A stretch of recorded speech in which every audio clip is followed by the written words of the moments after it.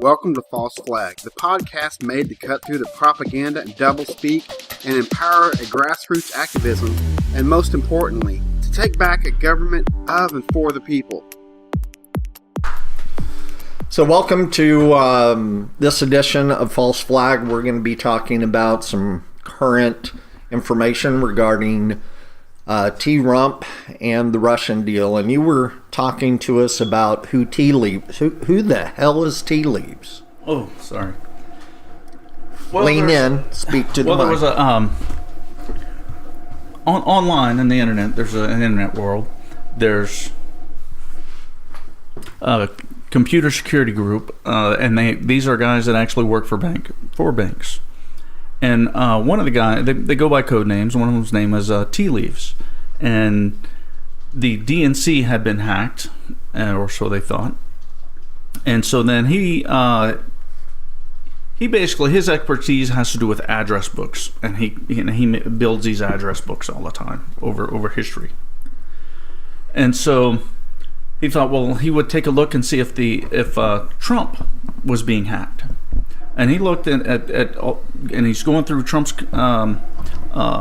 servers, just the messaging traffic, what you call your metadata, you might call it. And in there, he notices an anomaly that there was a server, and this server, which had been active in the past, had been cut down and was just doing, say, 3% of the work that it was doing before. And that the settings on this server had changed, and kind of putting it in stealth mode to where it only responded from certain other servers. And these servers that it was responding to were two servers at a Russian bank. And this Russian bank is known as being a KGB and organized crime front. And that's who he got his loan from, though, years ago. And that's why he won't release his tax returns. So, well, this caught Tealeaves' attention, and he's, well, what's going on here? Now, is Tealeaves Russian? He's American. He's American. And so then he took his data. But Tealeaves has nothing to do with Pizzagate. Nothing. Tealeaves takes it to this online group that he's a part of, and he puts it out there to them, and they all start taking a look at the data and going in and looking at the server also. And off of this, they wrote a white paper. And this white paper, they ended up giving to the FBI, and that's where the FBI went and did their first secret cursory investigation. And that's where that's with the surveillance tape of Hillary and Obama going in there as dressed as security people and tapping his phones, right? No, well, that's the way that they made it look. I know. That's not actually what happened. But well, it got kicked back. The judge wouldn't. The judge wouldn't let it go through, so it got kicked back.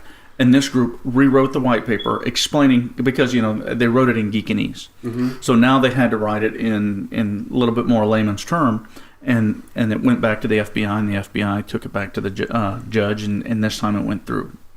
And that's how this whole thing got started as to what's going on here. But that's who Tealeaves is. Why did Comey get fired? Does that have anything to do with this FBI Well, this is way before Comey. This is way before everything. First of all, that's the best description I've ever heard of that. Because the only thing I had heard is that there was a Russian server in Trump Tower that was talking to the Russian No, it's Trump's server. Okay. And it used to be a marketing server. Okay. And there were a couple possibilities of what was going on. One was that there was a secret communication line between the Trump campaign and the Russians, basically the KGB and the organized crime was one option. And there was actually another option. And the other option was that since it was a marketing server in the past, maybe it was sending out marketing material, and the material was going to the server, the Russian server, and the Russian server was getting it and seeing it as junk mail or whatever, and then sending back its own investigative pings, trying to figure out why it's receiving this junk mail. That was actually another option. So it wasn't 100%. And that's why, they got the permission from the judge to go and do the surveillance. Now, all this messaging going back and forth, was that encrypted? They don't know what was in exactly. the message. They just know a message was sent. Right. Metadata, right? So it's dealing. They know the size of messages, stuff So like where that. does how often they're Kushner going. come into play in all this? I don't know where Kushner comes into that. This is just dealing with the servers, 2 Russian servers and Trump's, and this server that was part of the Trump campaign. That's what stirred up this whole Russian thing. That's where the whole thing came This from. report from this tealeaves guy. The white paper. Right, and then all these unaffiliated with the FBI or the government, all these, and as a matter of fact, they're affiliated with banks. All these cybersecurity experts looking at this and writing the white paper together and giving it to the FBI. So there's funny traffic. We don't know what it is. Mm-hmm. Yeah, and you ever heard thing that they remember when the voter records got hacked? Yeah. Right. Okay, and that was like, well, we don't know why they hacked it, but it's been hacked because there's not really you can't. Yeah. It's not like anything you can do with it. What they did with it is they cross-referenced likely Republican voters, and they micro-targeted social media accounts based on those voting records. That's where you'd have individual people getting funny emails from Russia, or like the. God, I remember this has popped up on my news feed where Hillary Clinton and her campaign manager was in a blood sacrifice ritual. Yeah. I remember that. I remember seeing it over there. Like that was a news story. Like This is weird. before or after you were eating mushrooms. No, it's never done anything like that. But I remember that popping up, and like that's not a real story. Yeah, fake news. Fake news. But yeah, they took these voting records and voting rolls and went micro-targeted. And what do you think about if you saw the picture where Michael Flynn's sitting next to Putin, and then across the table is the third party, what's the third party lady? Merkel? Oh, No. the Green Green Party. Party. Oh, Jill Stein. Jill Stein. Yeah.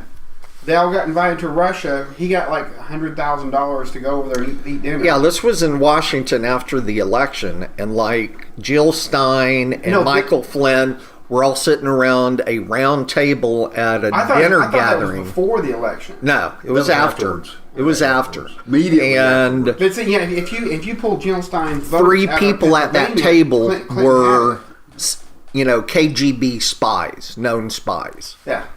Just look it up. Look up Jill Stein Flynn dinner. Yeah.